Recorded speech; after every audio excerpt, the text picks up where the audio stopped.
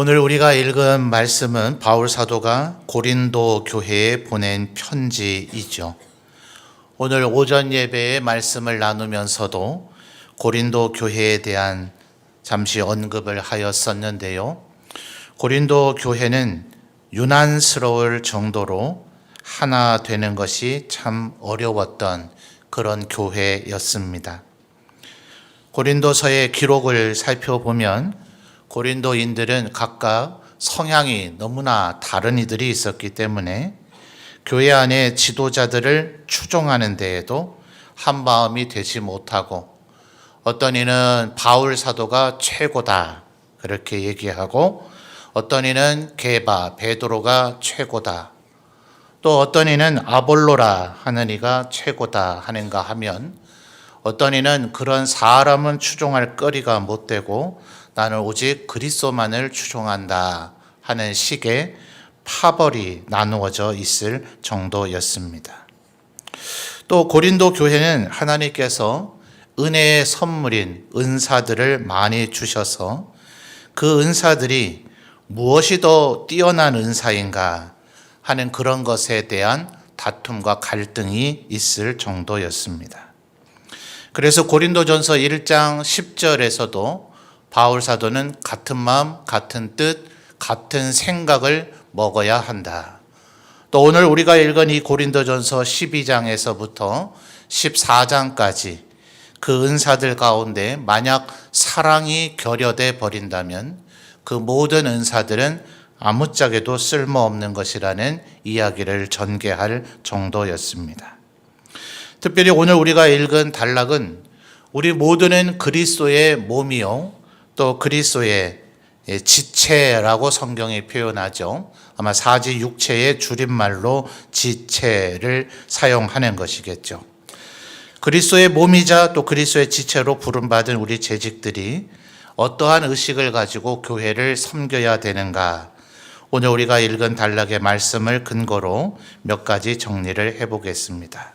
첫째는 우리는 하나다라는 의식을 가져야 되죠. 자, 12절에 보시면 몸이 몇 개라고 얘기합니까? 몸은 하나이다. 그래서 하반절에서도 몸의 지체가 많으나 한 몸임과 같이라고 하면서 한 절 안에서 몸이 하나다라는 것을 두 번이나 강조합니다. 또 13절에서도 중반절과 하반절에 우리가 어떠한 사람이든지 유대인이나 헬라인이나 종이나 자유인이라 할지라도 다 한 성령으로 세례를 받았고 다 한 성령을 마시게 해서 13절에도 한 몸이라고 하는 단어가 또다시 나옵니다.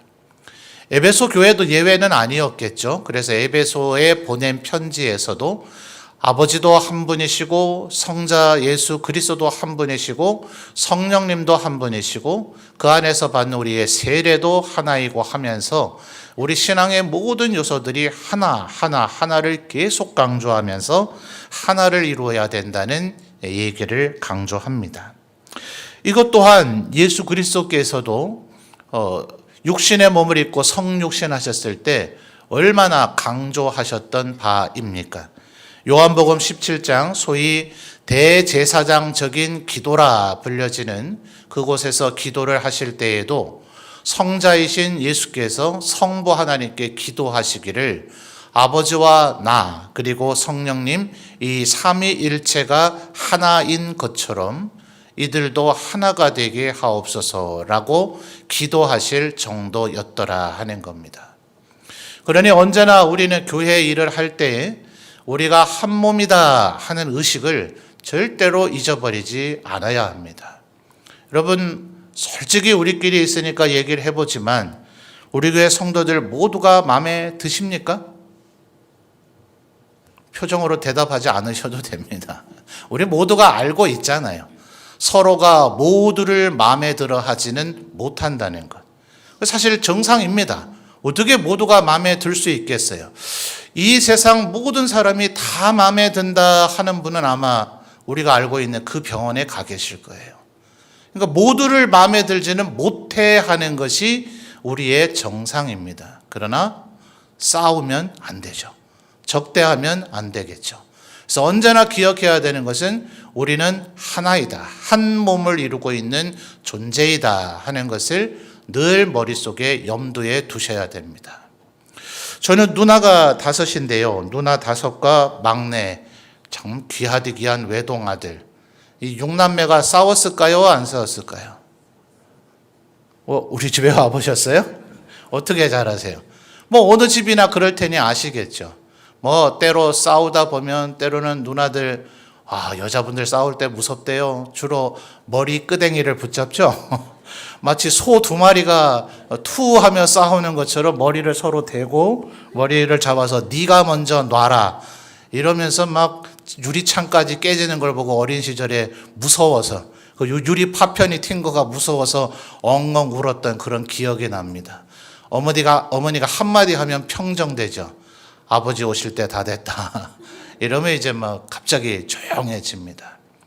가끔 뭐 저희 6남매도 이렇게 다툼과 갈등이 있었는지라 저는 이 표현, 제가 지금 한 시에 대해서 말씀을 드리려고 하는데요.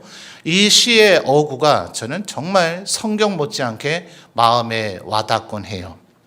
삼국지라는 소설 잘 아시죠? 유비, 관우, 장비가 나오고 조조와 손권의 집안이 서로 세 나라를 이루어서 싸우는, 뭐 우리야 정서적으로 유비, 관우, 장비를 좋아하겠습니다만 사실은 역사 흐름의 정통성은 조조에게 있었죠. 자, 조조가 어느 날 죽게 됐습니다. 먼저 첫째 아들이 전쟁 중에 원소하고 싸우다 죽어버렸기 때문에 모든 왕자들이 큰 형님은 이미 죽었으니 나도 아버지의 뒤를 이어 왕이 될 수 있지 않을까 꿈꾸기 마련이겠죠. 그런데 두 번째 아들인 조비라고 하는 친구가 결국 조조의 뒤를 이어 왕위를 계승받기는 합니다. 그런데 몇째나 더 동생인 조식이라고 하는 친구가 얼마나 똑똑했는지 정말 천하의 문장가다 이런 평가를 받아서 그가 왕위를 이어야 이 나라가 평안해지지 않을까 이런 생각을 늘 했습니다. 그러니까 조비에게는 동생 조식이가 가장 강력한 자기 왕의 경쟁자였던 거죠. 중간 생략하고 우여곡절 끝에 결국 조비가 왕위에 오릅니다. 그러면 이겼잖아요. 승리를 했잖아요. 근데 자기가 왕위에 오르기까지 얼마나 고생을 했는지 이 동생이 몹시 괘씸한 겁니다. 근데 마침 자기가 왕위에 오르기도 했고 또 아버지가 돌아가셔서 왕위를 계승했으니 아버지의 장례식도 치러야 되는데 이 조식이라고 하는 동생놈도 그렇고 조창이라고 하는 동생놈도 형님하고 왕위 계승에 경쟁을 했으니 수도에 갔다가는 형님한테 아마 죽을지 모른다. 지레 겁을 집어먹고 오지를 않습니다. 그러니까 형님 입장에서는 얼마나 명분이 좋아요. 감히 아버지의 장례식에 오지도 않는 불효자식 동생놈들. 형님이 왕위에 올랐는데 와서 충성맹세를 하지 않는 동생놈들 하면서 그중에 가장 강력한 위협을 가했던 조식을 불러서 본보기를 보여서 죽여버리려고 마음의 결심을 합니다. 워낙 문장가라고 소문이 많이 나 있으니까 불러다 놓고 하는 소리가 네가 그렇게 시를 잘 짓는다는 말이 정말 거짓말이 아닌지 내 눈앞에서 한번 시를 지어봐라. 형제 사이를 얘기하는 시를 짓되 그 시 안에 형제라고 하는 두 글자는 절대로 들어가면 안 된다. 7발짝을 걸을 동안에 시를 지어라. 자, 뭐 요즘에 시는 아주 그 형식이 얼마든지 자유로울 수 있죠. 이건 뭐 산문인지 수필인지 뭔지 모르게 지어놓고도 시다 뭐 이러는 사람도 간혹 있어요. 근데 고대 한자의 그 시는 그렇지 않죠. 글자의 수도 딱 맞춰야 되고 우리는 사실 뭐 한자를 우리 한국식으로 발음합니다만 중국인들에게는 그 한자 유형이 사성조라는 게 있잖아요. 그래서 끝 글자는 그 성조의 발음 유형이 맞도록 글자를 선택해야 됩니다. 이 정말 쉽지 않아요. 보통 7글자로 4행으로 이루어지는 이제 사행시 28자를 어떤 걸 선택해야 되느냐. 여기서 이제 시를 잘 지었다 못 지었다가 판가름 납니다. 한자로 읽어드리면 저도 여러분도 못 알아듣잖아요. 그죠? 우리 한글로 번역된 것이 대부분 내용이 이렇습니다.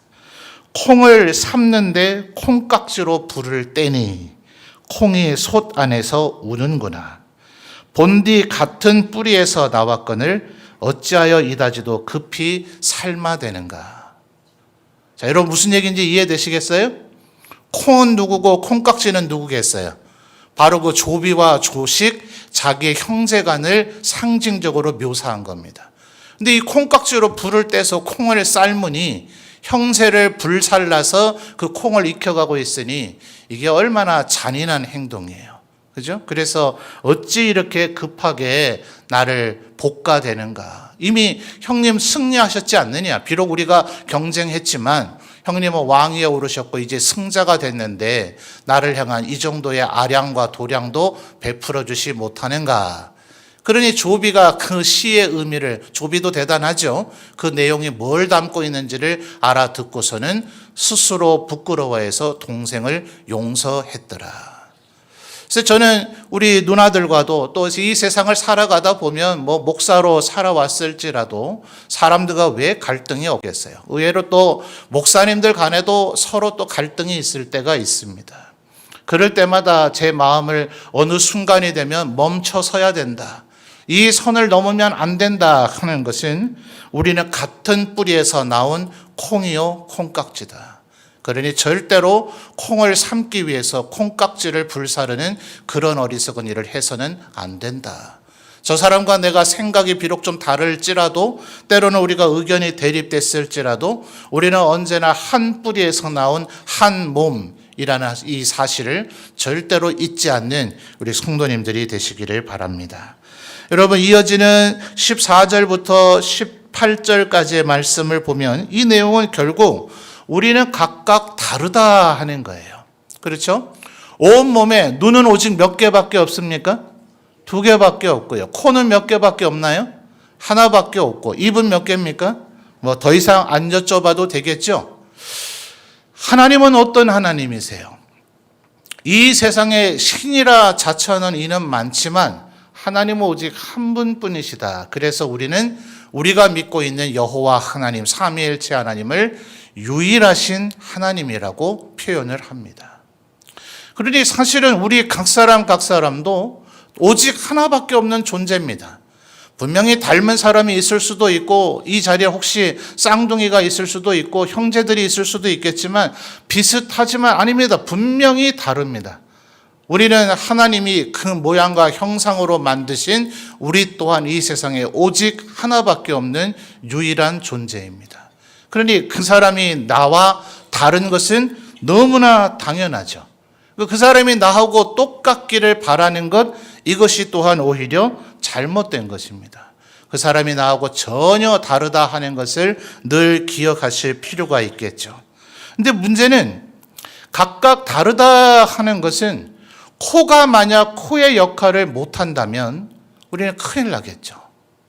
또 만약 눈이 눈의 역할을 하지 못한다면 또 큰일 나게 될 거예요.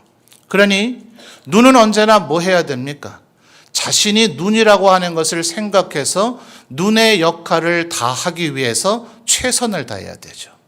우리는 서로 다르다 하는 이것이 나는 내 맘대로 할 테니까 절대로 내가 하는 일에 간섭하지 말라 하는 그런 의미가 아니라 이 안에 예를 들어 우리가 어느 부인지는 각자 스스로 상상에 맡기겠습니다. 내가 만약 코라면 내가 냄새를 맡아내지 못하면 우리 모두가 큰일이 나는 거예요.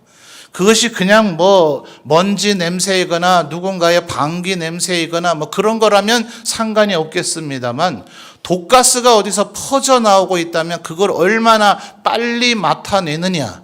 둔감하지 않고 예민하게 빨리 맡아내서 온몸이 지금 독가스가 퍼지고 있다는 걸 느껴주도록 코가 제 역할을 해야만 그 사람이 목숨을 잃지 않고 살아남을 수가 있는 거죠. 그러니 코는 뭐 해야 됩니까? 자기가 냄새를 맡는 역할을 맡고 있다는 것을 기억해서 그 부분의 전문가가 돼야 되겠죠. 여러분이 지금 교회 안에서 맡고 있는 일이 뭡니까? 그 일이 아무리 작게 여겨진다 하더라도 나를 뭘로 보고 이런 일을 겨우 나에게 맡기는가? 절대로 이렇게 마음 먹으실 분이야 없겠습니다만은 이 일은 너무나 작은 일이니 그냥 대충 해도 된다라고 여길 일이 교회 안에는 아무것도 없다는 거예요. 교회 안에서의 맡겨진 일은 하나님께서 여러분에게 맡기신 일이고 그 일 자체가 하나님의 일이며 그 일을 통해서 하나님의 영광을 이루는 일이니 우리에게 어떤 일이 맡겨졌다 한들 그 일의 전문가가 되어야 한다 하는 겁니다. 여러분 우리 교회도 이제 제법 이 지역에서는 규모 있는 교회가 있습니다만 대도시에 소위 말하는 초대형 교회라는 교회들이 있죠. 우리는 주일날 오전에 1, 2부 예배를 드리지만 어떤 교회는 4번, 5번 이제 성도들을 한 자리에 다 모여 앉게 할 수가 없어서 같은 예배를 그렇게 4번, 5번 나눠서 예배 드리는 교회들이 제법 됩니다. 그러다 보니 그곳은 너무나 소위 말하는 흔히 우리가 그냥 쉽게 얘기하는 성령의 감동을 받아서 예배 인도자들이 갑자기 예정되던 60분의 시간을 넘겨버리고 90분 예배를 인도해버리면 그 뒷시간의 흐름들이 다 깨트려져 버리기 때문에 큰일 납니다. 그러다 보니 예배 순서를 맡은 사람들마다 시간 단위로, 분 단위로 어떻게 해야 된다라는 그런 체크 포인트가 있을 정도고 예배를 담당하고 있는 교회들이 모든 교회가 그런 건 아닙니다만 우리 목회자들 사이에 소문나 있기는 예배 인도자들이 토요일 날 모여서 리허설을 하고 있다는 소문이 났던 교회들도 있어요. 자, 그러다 보니 예를 들어 대표 기도 하시는 분 몇 분 내로 해야 됩니다. 그래서 몇 분 내로 한다는 것이 그냥 눈 감고 성령의 감동하심을 따라 내가 기도하면 그 시간을 지킨다는 게 물리적으로 어렵죠. 그래서 평균적인 낭독하는 것을 훈련을 시킬 뿐만 아니라 원고를 아예 적게 해서 그 원고의 분량으로 그 시간을 맞추는가를 아예 체크할 정도예요. 그러면 사회자들은 어떻게 될까요? 사회를 보시는 분들은 다 같이 묵도드림으로 예배를 시작하겠습니다. 내든지 신령과 진정으로 예배를 드리겠습니다. 하여튼 이 교회마다 그런 특징적인 문구가 아예 정해져 있어요. 그러면 사회자는 다른 분들이 다 순서를 맡고 있기 때문에 그분이 예배 흐름을 이어가는 예배 드리겠습니다. 찬송 부르겠습니다. 누가 기도하시겠습니다. 다 같이 헌금 드리겠습니다. 요 말은 거의 기계적인 멘트로 딱 정해져 있잖아요. 이건 변화를 줄 것도 없고 거기에 예를 들면 지금 4번, 5번 예배를 드리니 말입니다. 거기에서 매번의 예배마다 담임 목사님들이 그 정도 교회 규모가 되면 이제 오래 목회도 하셨고 또 그러다 보기 때문에 그 5번을 사회부터 축도까지 모든 순서를 다 진행하지는 않습니다. 보통 11시 예배만 그 담임 목사님이 다 진행을 하시고 나머지는 다 설교만 담임 목사가 할 뿐 부목사님들이 사회를 하시는 교회가 많아요. 어떤 교회는 심지어 11시 예배조차도 담임 목사는 설교만 하시고 부목사님들이 사회를 하시더라고요. 자, 이런 교회 중에 한 교회에 제가 그 담임 목사님이 진행하는 세미나에 꽤 오래전에 참여한 적이 있습니다. 부목사님들에게 이제 사회를 다 돌아가면서 그 교회는 예를 들어 예배는 5번이지만 부목사님들은 5명보다 훨씬 많은 50명가량 되기 때문에 이 5번의 예배의 사회자, 인도자가 되는 것도 아무나 되는 게 아닙니다. 소위 하는 말로 조금 경륜도 쌓이고 더 속된 말로 하면 짬밥이 찬 목사님들이나 담임 목사님에게 신임을 받아서 그걸 할 수 있는 거지 아무나 시켜주지도 않는단 말입니다. 근데 이 목사님 얘기가 그래요. 그 간단한 멘트인데 정말 성의 없이 하는 목사가 있는가 하면 정말 심혈을 기울여서 하는 목사가 있더라는 거예요. 여러분 이해가 됩니까? 다 같이 찬송가 212장 부르시겠습니다. 김영덕 집사님께서 나오셔서 기도인도 하시겠습니다. 담임 목사님 나오셔서 설교하시겠습니다. 여기에 심혈을 기울이고 자시고 할 게 뭐 있어요? 남들이 하는 거 듣다 보면 저렇게 하면 되는구나. 찬송가 212장 부르겠습니다. 김영덕 집사님 기도하시겠습니다.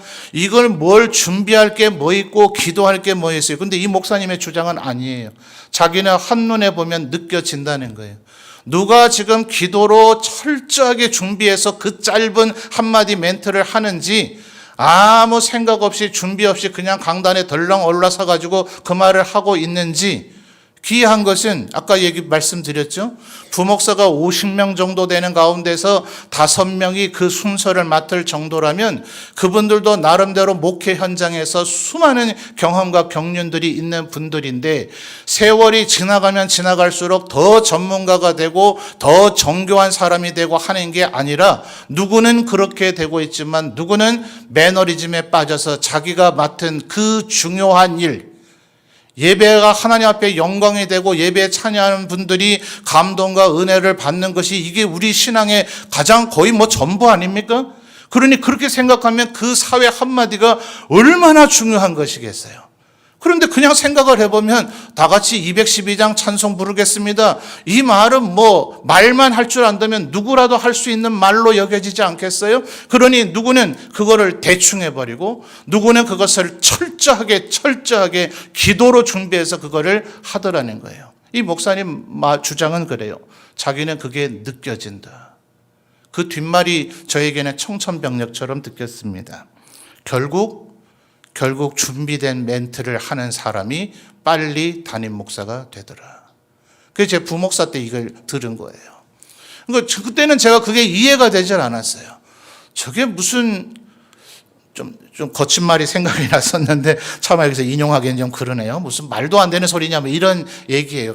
조금 그때 시절에는 괜히 그냥 마음에 드는 저 부목사들이 좀 더 마음에 들고 이뻐 보인다. 이 녀석은 원래부터 좀 마음에 안 든다. 그 얘기를 저렇게 하시는 게 아닌가 싶을 정도로 뭔가 알듯 말듯 이해가 잘 안 됐어요. 그런데 저도 이제 우리 교회 부임한 지 한 15년 돼가지 않습니까?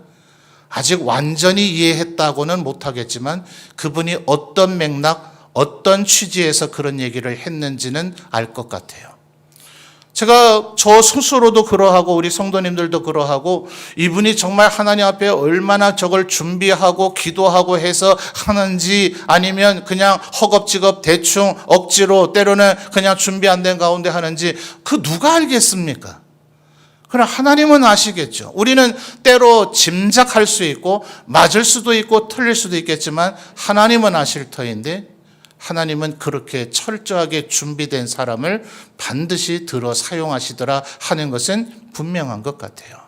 그러니 여러분, 우리는 각각 다르다 하는 이것은 절대로 나는 내가 알아서 할 터이니까 네가 눈의 마음을 어떻게 알아? 너는 코잖아. 이런 맥락이 아니에요.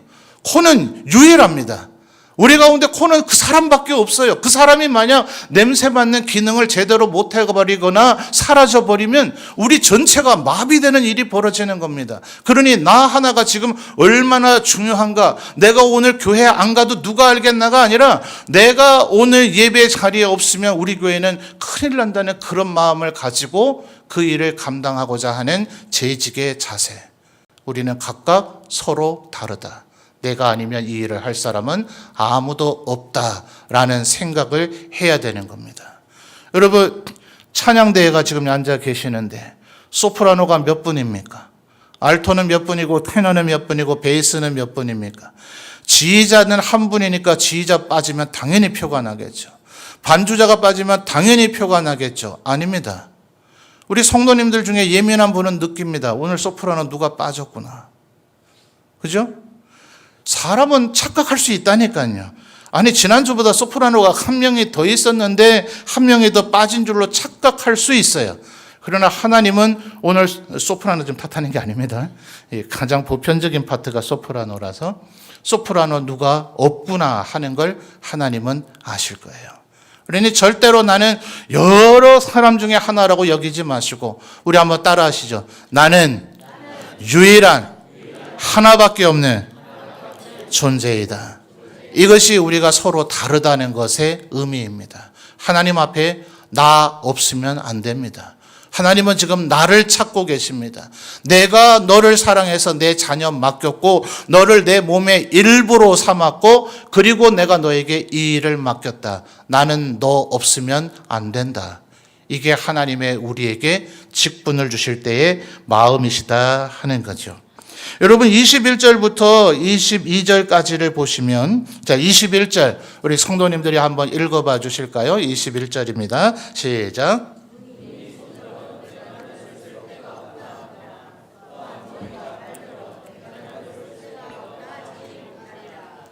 아멘. 자, 어느 것이 제일 중요할까요?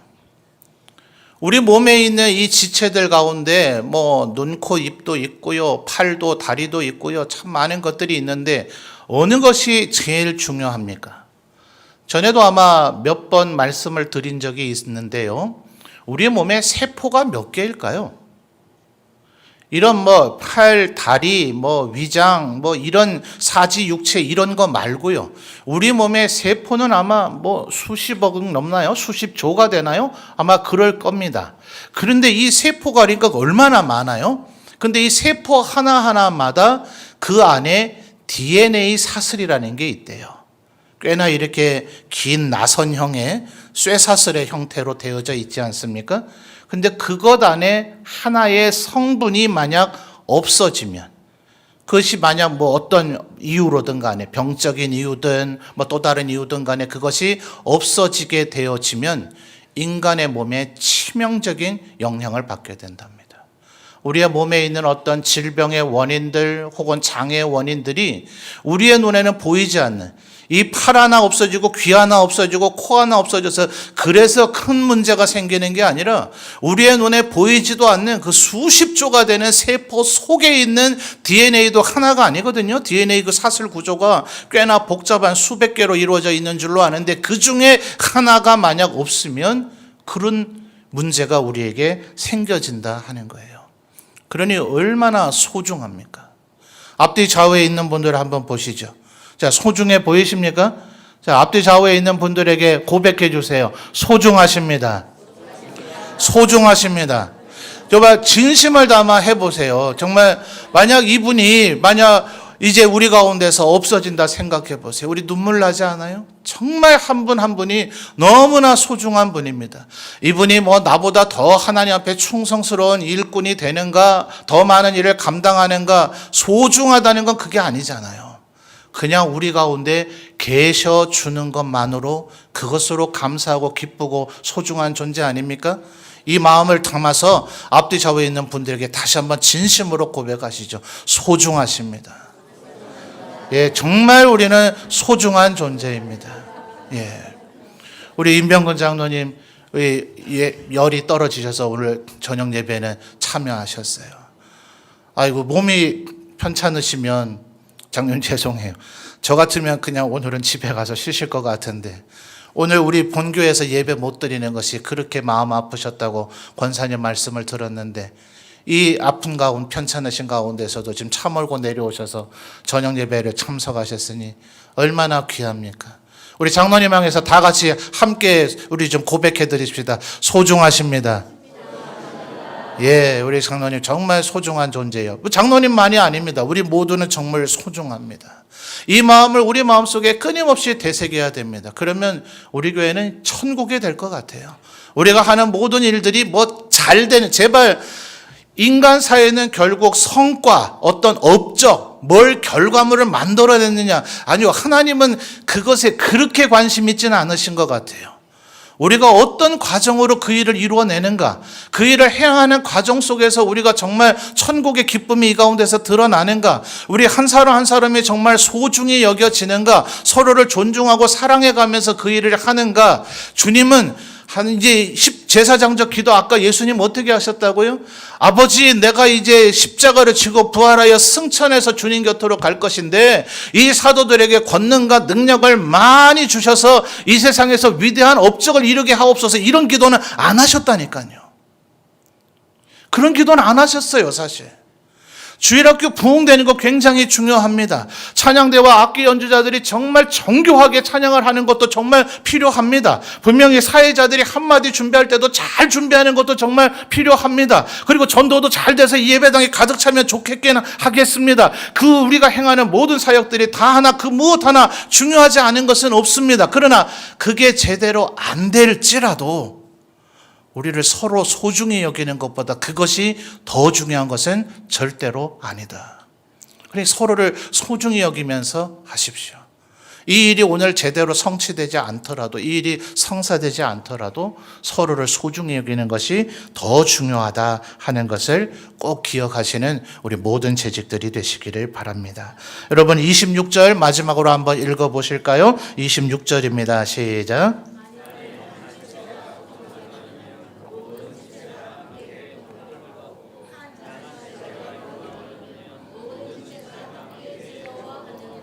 아멘. 아멘. 그 앞에 우리 23절부터 그런 얘기를 바울 사도가 지금 설명을 했죠. 우리의 연약한 자들은 오히려 우리가 더 챙겨주고 더 보살펴줘서 그가 더 존귀한 존재가 되게 해줘야 된다 하면서 최종적인 결론적 표현이 이겁니다. 만일 한 지체가 고통을 받으면 우리들이 서로 함께 고통을 받고, 한 지체가 영광을 얻으면 모든 지체가 함께 즐거워하는 것, 이것이 하나님의 백성들, 하나님의 한 몸 된 하나님의 지체들이 추구해야 될 삶이다 하는 겁니다. 그러니 어떻게 해야 되겠어요? 우리는 무슨 일을 하는 것 이전에 서로를 깊이 알아가는 교제가, 그래서 올해 시작하고자 하는 것이 코이노니아입니다.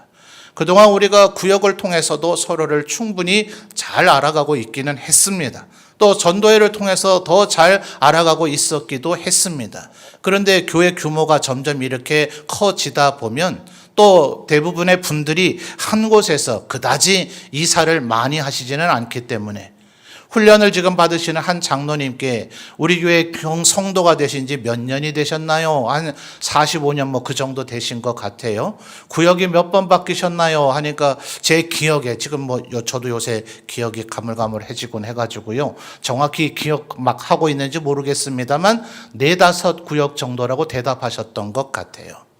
우리 교회 50년 가까이 소속돼 있으셔도 18개 이상 되는 구역에 4-5개 구역. 말하자면 뭐 이 대답을 하신 분은 워낙 적극적인 사교력과 친화력을 갖고 계신 분이라서 아마 성도님들 가운데 모르는 분이 없으리라 생각이 되기는 합니다만, 물리적인 계산으로 한다면 14-5개 구역의 성도들과는 아무런 교제가 없었다는 얘기가 될 수도 있어요. 성도회는 어떻습니까? 5살, 10살 터울로 묶여있긴 하지만 함께 나이를 먹어 나가기 때문에 언제나 내 위아래로 2-3살 형님, 동생들, 언니, 동생들하고 외에는 보다 적극적인 교제가 어렵다 하는 거예요. 옛날 교회가 소규모여라서 전도회도 남전도회 하나, 여전도회 하나, 구역이라고 해봐야 2-3 구역, 이럴 때는 사실 뭐 별 문제 없고 구역과 전도회만으로도 충분했습니다. 근데 교회 규모가 우리 교회만 하더라도 이 정도의 규모가 되면 서로가 알아갈 수 있도록 만드는 일들을 해야 됩니다. 물론 염려스러운 부분이 없는 것은 아닙니다. 새로운 시도를 하게 되려니 여러 가지 걱정이 되는 것도 사실이긴 합니다. 또 동아리를 과연 얼마나 많이 만들어야 될까? 동아리가 신앙생활을 하는데 과연 필요한 것인가? 여러분, 우리가 축구 선수 만들어서 올림픽에 내보내려고 하는 건 아닙니다. 또 등산 전문가를 만들어서 에베레스트 산에 올려보내려고 하는 건 아닙니다. 그 일련의 과정들을 통해서 우리들이 서로를 알아간다면, 그래서 한 사람이 아파하면 우리가 같이 아파할 수 있다면, 한 사람이 영광을 얻으면 우리 모두가 함께 기뻐할 수 있다면, 그 모든 일련의 노력들을 통해서 우리가 한 몸이라는 것을 인식하고 그 한 몸됨을 이루어갈 수 있다면, 그것들은 우리의 신앙의 삶에 요긴한 것들이 될 것이다 하는 것입니다. 오늘 우리가 말씀 속에서 들은 이 몇 가지의 원칙 한번 마지막으로 정리하면서 따라 해보실까요? 우리는 하나다. 우리는 각각 다르다. 우리는 모두 소중하다. 우리는 서로 도와야 한다. 이 원칙들을 기억하시면서 서로 함께 하나님 앞에 충성스러운 재직들이 다 되시기를 주님의 이름으로 축원합니다.